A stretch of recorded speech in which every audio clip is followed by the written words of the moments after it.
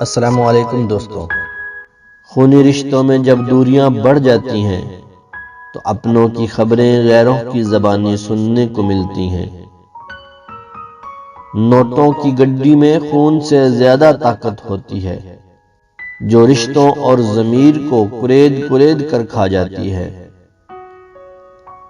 رویوں اور لہجوں کی پہچان رکھنے والے دوہرا عذاب سہتے ہیں، سب کچھ جان کر انجان جو بننا پڑتا ہے۔ کچھ لوگ فساد کی جڑ نہیں، پورے کے پورے درخت ہوتے ہیں۔ انسان ایک ایسا غافل منصوبہ ساز ہے کہ وہ اپنی ساری پلاننگ میں کبھی اپنی موت کو شامل ہی نہیں کرتا۔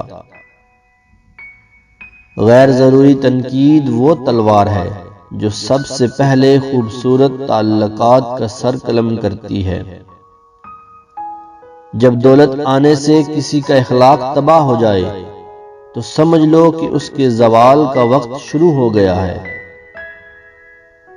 الفاظ کی نسبت خاموشی زیادہ وضاحت رکھتی ہے، اور خاموشی میں کبھی بھی منافقت نہیں ہوتی۔ انسان کی فطرت ہے کہ وہ کسی بھی چیز کی دو بار قدر کرتا ہے، ایک ملنے سے پہلے اور پھر کھونے کے بعد۔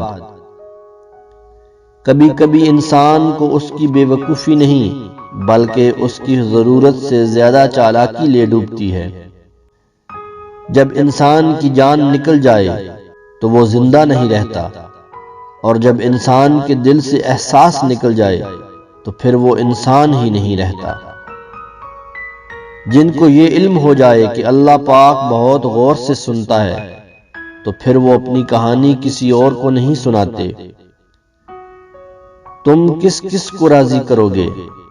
بس ایک رب کو راضی کر لو، سارے مسئلے خود ہی حل ہو جائیں گے۔